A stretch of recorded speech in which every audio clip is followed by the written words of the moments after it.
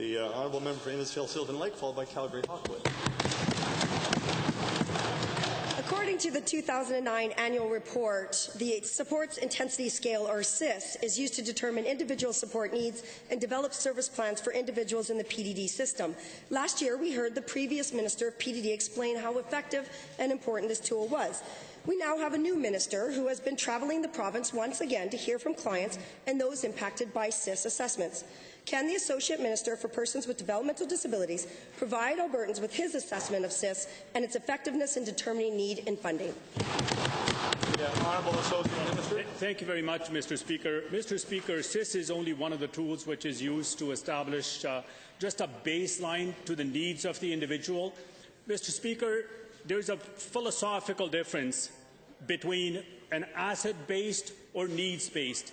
We have chosen to take the needs of the individuals, their goals and their aspiration, and meet those needs, Mr. Speaker, and that's what SIS is all about. First supplemental.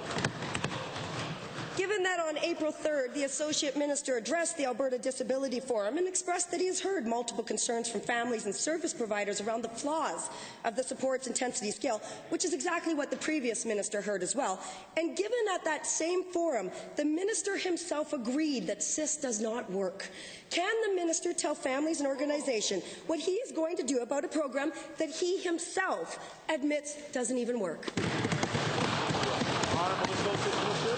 Mr. Speaker, SIS is one of the tools. When I travel the province and talk to a number of different families, the impact of the SIS and having challenges with the SIS, we have a focus group who's going to be traveling the province, meeting the individuals and the families who want to be reassessed, and we're going to be meeting the needs of those individuals, Mr. Speaker. And the forum she's talking about, yes, I did acknowledge that there are people who are asking to be reassessed. We're absolutely going to be meeting the needs of those individuals.